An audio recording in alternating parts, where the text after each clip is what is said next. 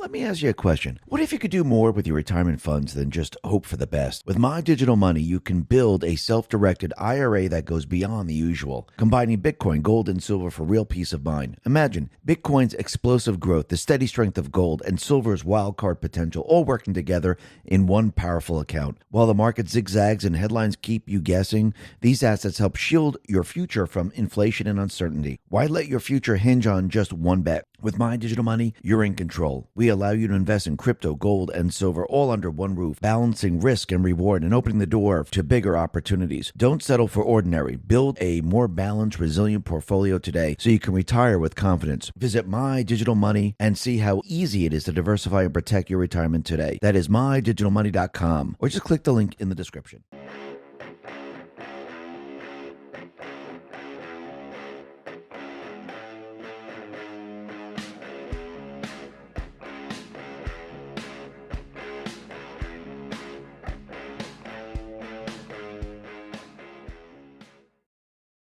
Hi, and welcome to the X22 Report Spotlight.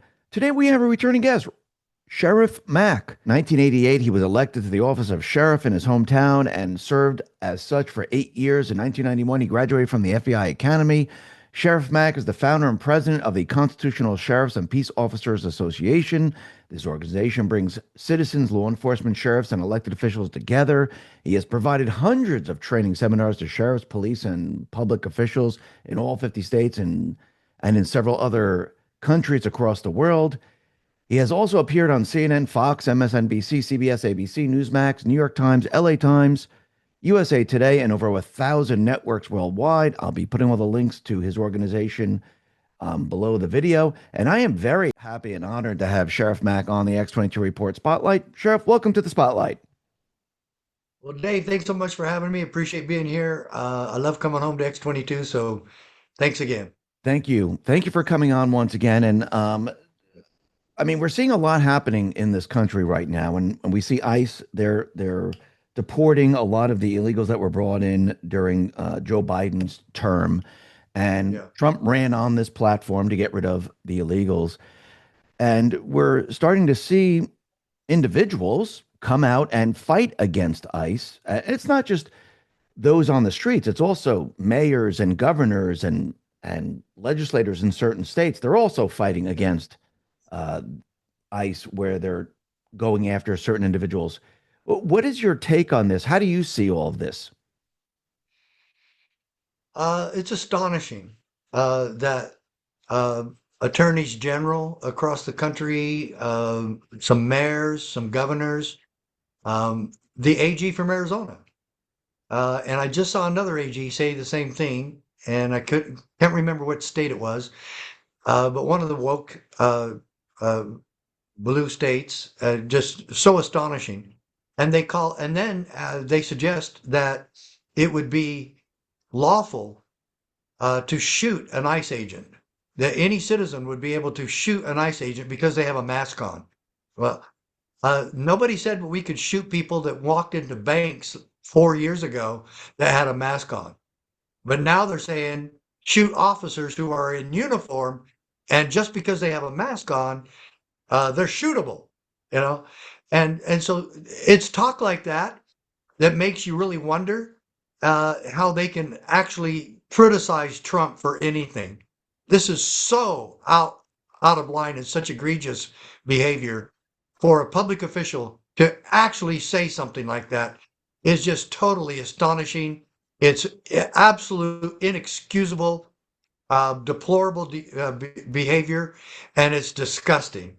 And it's so un-American. And they're the ones that caused this problem in the first place. And the biggest threat, this lady was saying this morning, I didn't even see her. She had earmuffs on, so she was in a cold place. Maybe it was Minnesota. And she was saying how that the greatest threat to Homeland Security is Homeland Security. What a farce.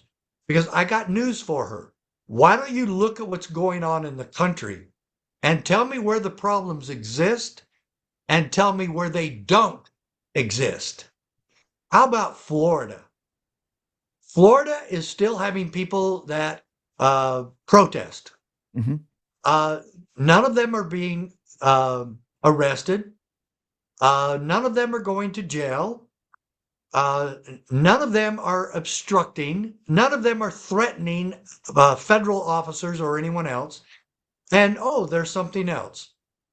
All 67 sheriffs in Florida voted along with to support Governor DeSantis in getting rid of the illegal aliens in the state. I have yet to hear one Democrat say, yes, we need to get rid of the drug dealers, the cartels, the gangs, the murderers, the rapists, the human traffickers, the sexual exploitation of children. None of them, I have not heard one of them say, we don't mind and we would like to work with the federal government in getting rid of these horrible, horrible criminals. We don't support the ones that just came here illegally. We don't support attacking them, but we do want to get rid of these others, and we understand that that is a necessity for our society. Oh no, none of that. These people are totally supporting the gangs and the cartels and the international terrorists, Hamas and ISIS.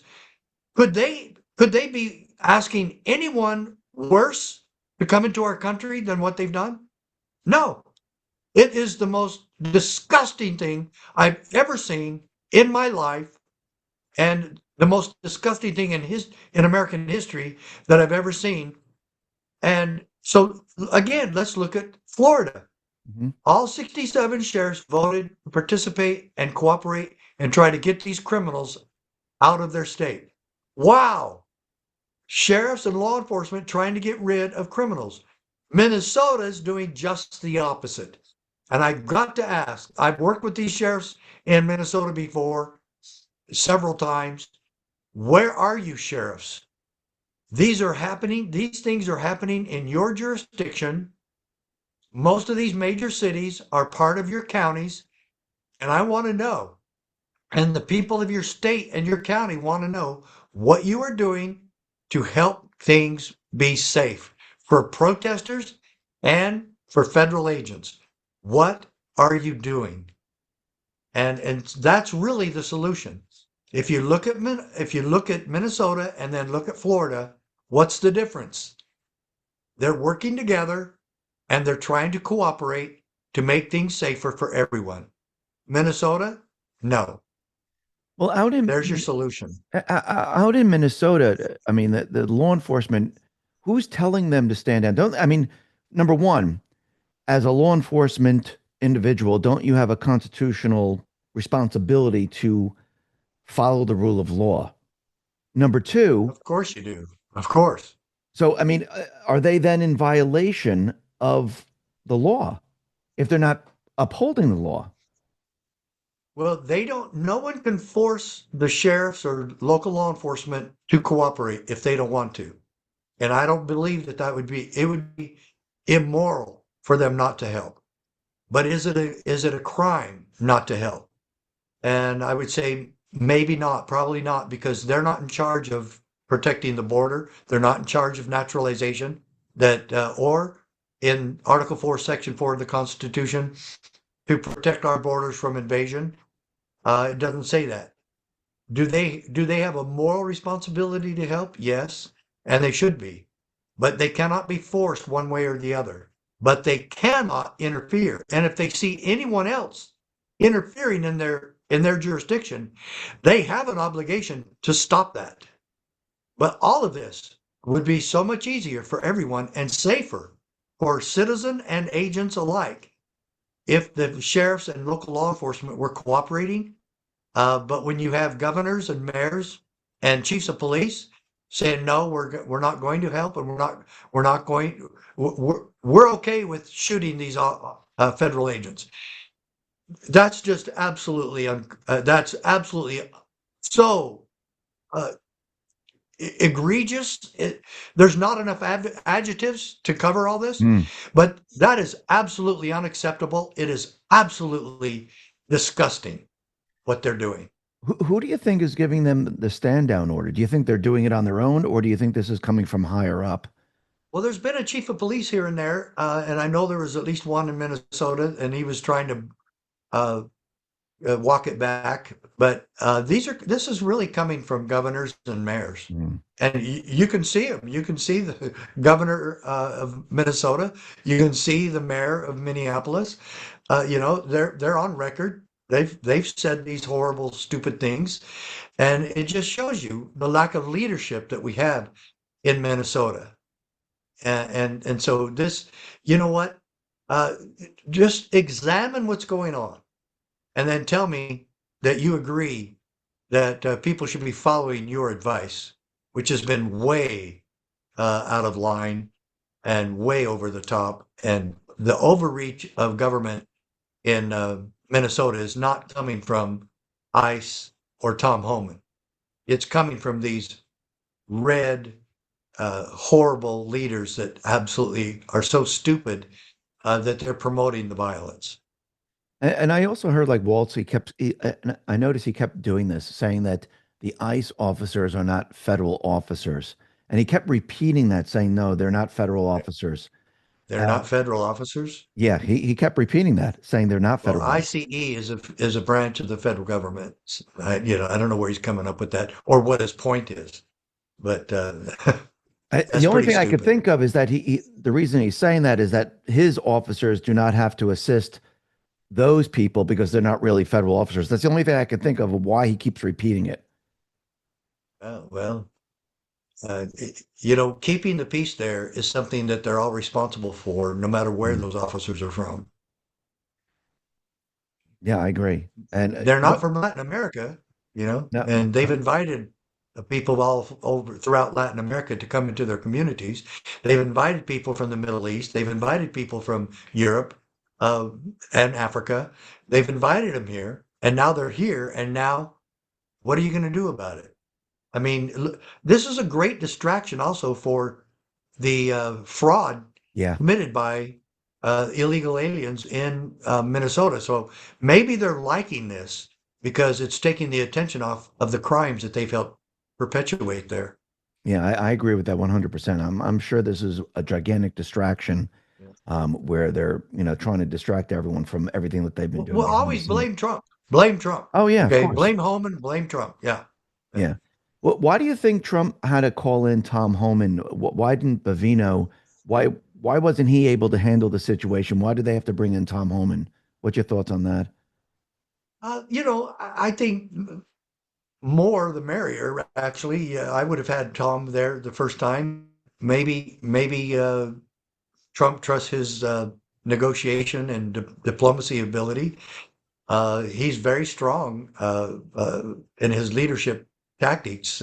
Holman is, Mhm. and I know him. I talked to him several times, and I think he's a great leader. Maybe that's what Trump needed. Maybe he needed a bulldog there, and he had a Labrador. Well, he wanted a bulldog. I don't think that Bovino was that bad. I don't think Trump does either. But I think Holman is tough, and you need somebody who's a good diplomat, but also tough. And I think that's what Trump wanted. Yeah. So, I mean, since Tom Homan came into the picture, I think Christy Nome just the other day said, all officers are going to be wearing body cameras now. I guess to shut down the fake stories that are coming up because we see that a lot of these individuals now, like Alex Preddy, he was carrying a weapon on him.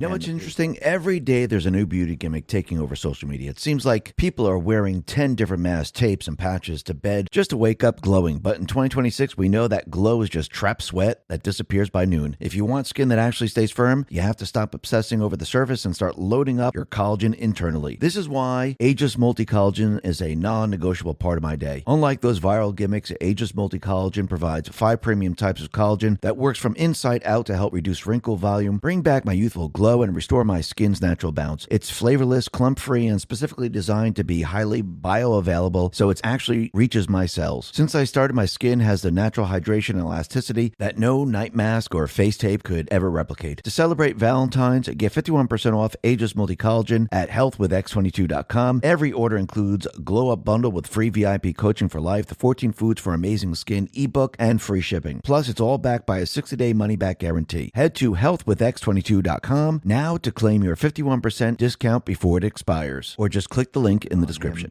And the police officers, the ICE officers, thought he was reaching for it.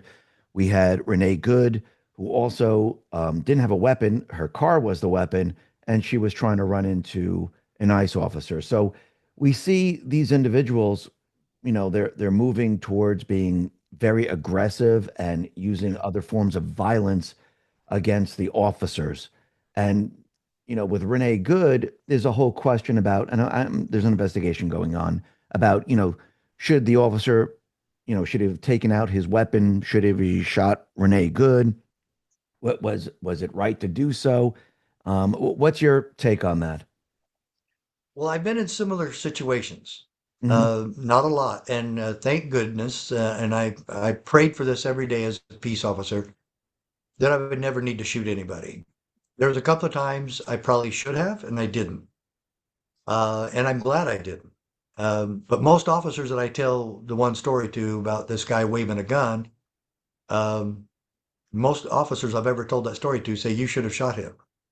And my deputy and I we had good cover, and I probably would have shot him had he not had his son next to him. Mm. And he wasn't using his son as a shield. This guy was crazy. He was a meth addict, and he was having hallucinations, and he was, waving a gun at everybody. But it was late at night, so the streets were clear, and uh, with his son, 10-year-old son, standing next to him, we were more careful. And we didn't want to endanger the boy, and we didn't want to have him watch his father be killed right next to him.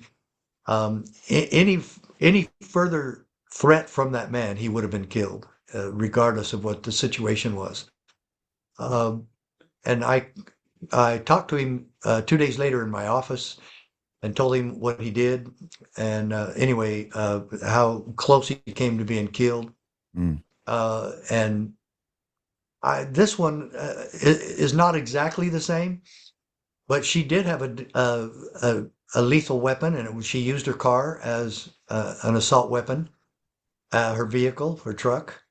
And I would say this: uh, none of the other officers shot, and I think that's going to be used against the officer who did shoot her.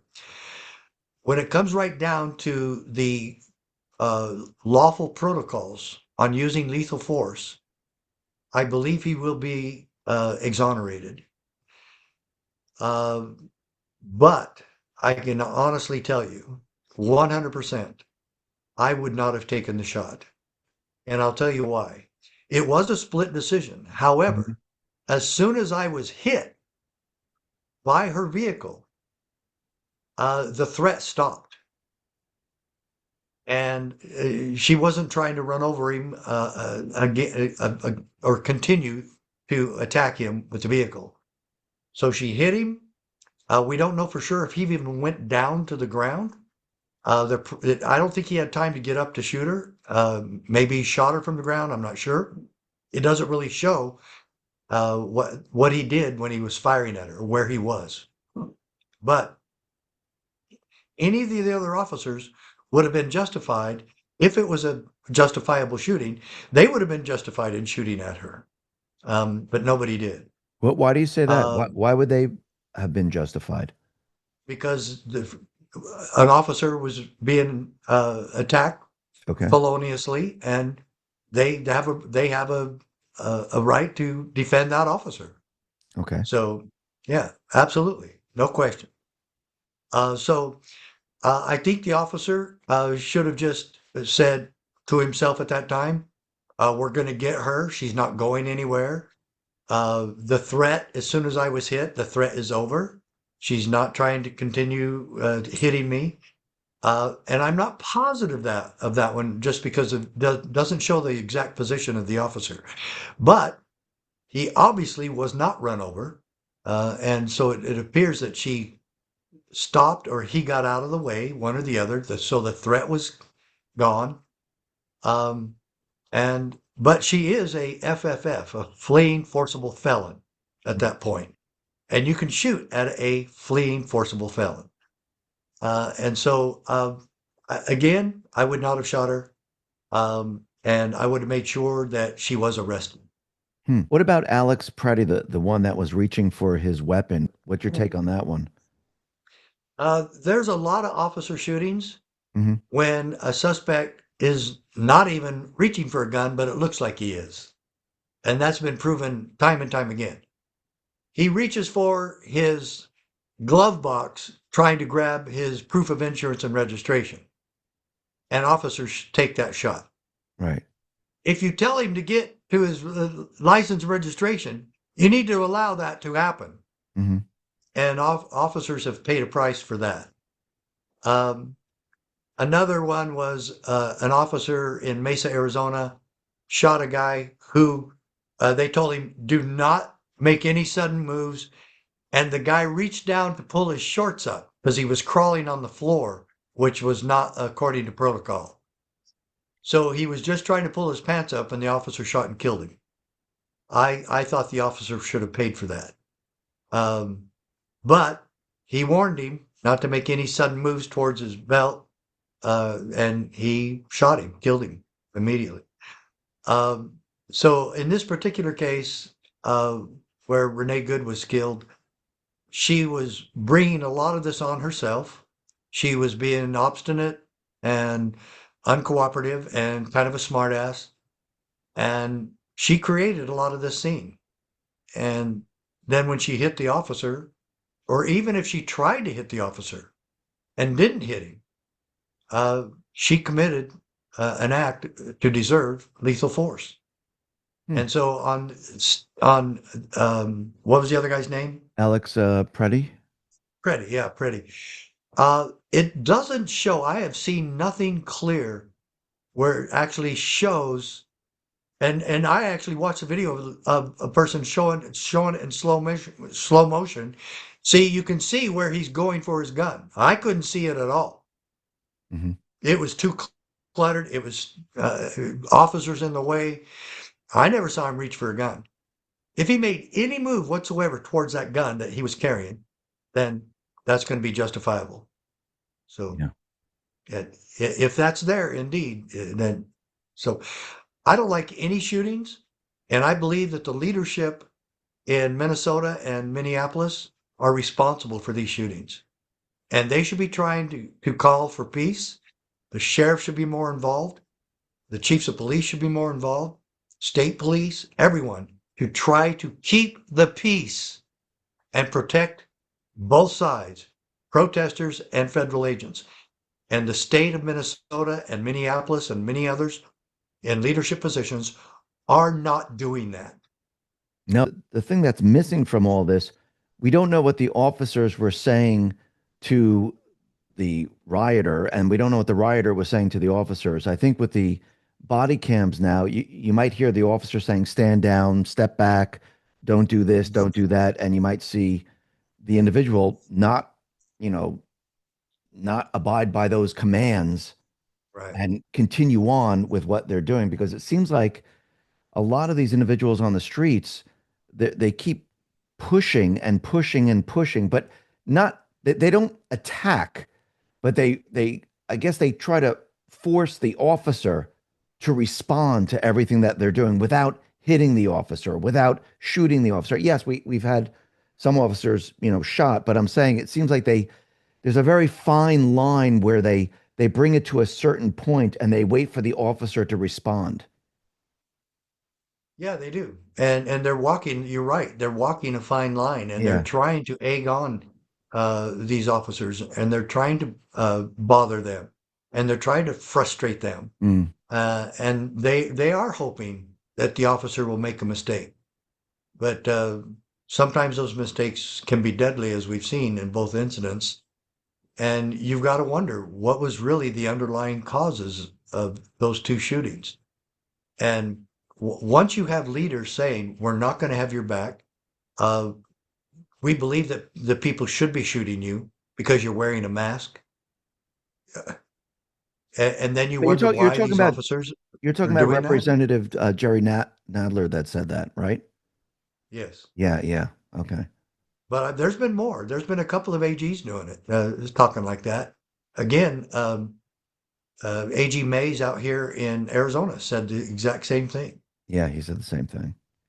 I mean, Just it sounds like absolutely astonishing. to me when someone comes out and says those things, it seems like they're telling the rioters what to do. I mean, why would you come out and say, listen, if someone comes up to you in a mask and you don't know who they are, but you know who they are, you know they're ICE agents. I Of mean, course. let's not be foolish about this. It seems like they're giving them permission to go ahead and take the next step. Yeah. And for anybody in law enforcement or government to suggest such a thing, yeah, they're talking about charging her criminally out here in Arizona, and she should be. Yeah. That's just absolutely inexcusable behavior for an attorney general. You know, if it were me, I would be telling people, don't go protest. You don't know that you can trust these people. So don't go there. Don't egg them on. And then I would be calling for the state police to go there and provide security and keep it safe for both sides, lady. For both sides. Wake up and do your job. And so, no, no, it's totally inexcusable. And these people are going to run for re-election next year. You know, and she might not be up. I think she's when the president's up. But this is an astonishing thing that Democrats are still trying to vote for all these people that are causing these problems, that brought these criminals here in the first place. How could you ever, as a Democrat, how could you ever vote for someone who brought cartels and terrorists and human traffickers into our country? How could you vote for anyone to do that? And what have they been trying to do?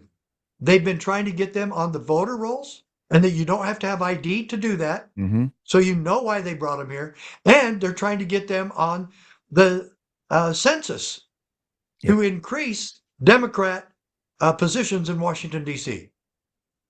Really? Why, that's a big surprise. We knew that was the reason you brought them here in the first place. And now you're defending keeping them here by lawlessly saying they can get registered to vote. And then you try to tell us that there's not election fraud. Yeah. So, I mean, as we get closer to the midterm, I mean, now we're pretty far off. Do you think this is going to get worse as time goes on? Let's say Walt and the mayor of Minneapolis and out in Arizona, out in LA, out in Chicago and New York. I mean, most of these areas are sanctuary areas and they're protecting the illegals. So if they're going to cheat in the elections, if they're going to use these people to vote as we approach the midterms, how do you think this is going to play out? Well, to me, it's you need to focus on one of the things you just said, Hmm. and that is that they're inviting these criminals into their county with sanctuary laws. You cannot make a law, a pretend legislation in your state that allows to exempt criminals from their original crime. There's no authority to do that whatsoever. And yet these Democrats are still doing that. That's another uh, X to add to their list of horrible things they're doing. You cannot create sanctuaries for criminals. That is also a crime. And I believe that the Justice Department should have been really focusing on a lot of those investigations. They should have. And sheriffs should be investigating those same crimes because those are actually criminal. Aiding and abetting criminals is against the law in every state. You know, that's actually So the that's sheriff actually should be investigating those, and the federal government should be also. that's actually a very good point. I mean, they came into the country illegally. They broke federal law, and then they Right. created laws to protect them against the law that they broke. I know, That's, exactly. I mean, that's actually a very good point. You don't think of it in those terms, but now when you No, think that, about it, it sounds ridiculous. and everything I just said was absolutely true. Yeah. It's absolutely true. But the Democrats, uh, you talk about Trump needs to follow the Constitution. Mhm. No one is exempt from the law. If that's really the case, your entire party is in real trouble. Yeah, I agree. I mean, do you think we can? And I think this is the biggest worry of a lot of people. I mean, they voted for President Trump to deport. He's deporting people. Do you think we have the ability to deport the all the people that have been brought into this country? No, no, it's too many. They say conservatively, I heard Marco Rubio say 12 million. Hmm. We don't know how many gotaways are out there. And to be able to document people who came here illegally is very difficult. I believe it's double what Rubio said, You think it's like 24 million? maybe more. Yeah. Wow. I mean, right now, I think ICE, their mandate is to go after the worst of the worst, the criminals, the drug traffickers, Yeah, but rapists. even when you do, and you run into others, are you going to just, oh, well, you're okay. Yeah, you can stay here because all you did was cross the border illegally. No, you're going to ship them all. Of course you are. And why wouldn't you? But They're what, all criminals. from what I read, it looks like the DHS right now is purchasing warehouses in 23 states to hold the illegals, and they're saying that this will set it up where they can deport about 1 million a year. And if the calculations are correct, let's just use 12 million. That would take 12 years Yeah, to get rid of all the illegals. If it's 24 million, I mean, we'd have to either ramp everything up yeah. or the people would just have to self-deport and that would help. I mean, there's been a lot of And people that there's self-deported been already. some of that. Yeah, yeah. But again, if you want to make it faster and better and more efficient and safer, get the sheriffs involved. So aren't the sheriffs involved right now? Some are, but there's Um, not nearly enough. And again, I'm going to point out Florida's example. The Florida sheriffs there have set a tremendous example for the rest of the country. Texas is doing a pretty good job, and they're cooperating. Iowa is cooperating pretty well. Washington State, probably the worst in the country. Their AG and their governor and their legislature are suing and attacking sheriffs for helping with deportation. really? The AG Brown, I think it's Nick Brown. I know it's Brown. AG Brown is suing Sheriff Wagner in Adams County because he was helping with deportation. Because he's trying to get these criminals out of the state that his party brought in. And they're suing him. And I think they're going to actually try to charge some of them criminally. And they already got rid of the sheriff in King County, and he's now appointed. He's a bureaucrat. They stole the AG and the state legislature and the governor stole the stewardship belonging to we the people to select our own representatives in law enforcement. And the sheriff has been elected in this country for 250 years. And of course, this woke red state, this woke blue state of Washington is now getting rid of the sheriffs any way they possibly can.